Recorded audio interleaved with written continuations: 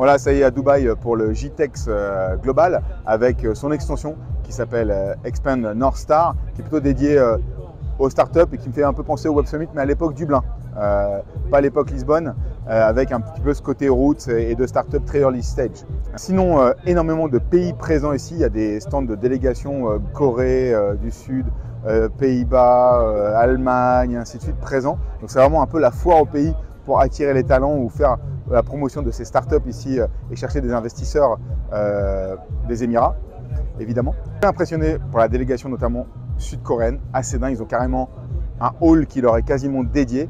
Et puis également, évidemment, pas mal de sujets autour de l'IA ici, l'IA générative, à tout va. Comment demain, toutes les marques vont pouvoir créer des agents d'IA. C'est la fin des chatbots, on passe vraiment sur les AI agents et même des startups qui proposent de créer des AI agents personnels. Donc le mien, que je vais alimenter avec mes données personnelles et qui pourra potentiellement demain aller converser avec les AI agents de marques, d'enseignes pour faire du shopping automatiquement sans mon intervention parce qu'il me connectera parfaitement.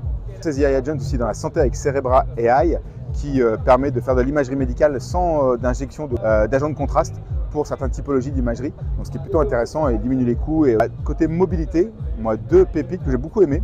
DTA qui réinvente un peu les e-VTOL puisqu'en fait ils sont sous la législation et régulation de l'ULM parce qu'ils sont sous les 600 kg et permettent du coup de voler sous cette réglementation ULM dans plein de pays et ils ont pour objectif de déployer et de vendre leurs produits d'ici 2026 pour le transport de 2 passagers. Ils ont déjà fait des tests notamment pour le transport de médecins en zone de montagne et ainsi de suite, zone reculée, ce qui est plutôt pertinent plutôt que de prendre un hélicoptère. En plus c'est électrique donc éco-responsable. Et puis Hyperlift, qui est un système d'ascenseur électrique, encore une fois, avec des batteries qu'on colle sur l'ascenseur, qui va monter et descendre, mais qui aussi, en fonction des demandes, va pouvoir changer de rail. C'est-à-dire que vous avez 4 cages d'ascenseur parallèles, et lui, s'il y a plus de demandes sur la voie de gauche, il va aller changer et se positionner sur la voie de gauche pour optimiser les flux à l'intérieur des grands immeubles. Forcément, ça fait sens à ce que vous voyez derrière moi, avec les tours ici à Dubaï, pour repenser cette mobilité verticale et dans les immeubles. Donc Hyperlift, société à suivre de très près à mon sens. Voilà pour ce premier débrief et je vous dis à demain pour un nouveau débrief ici.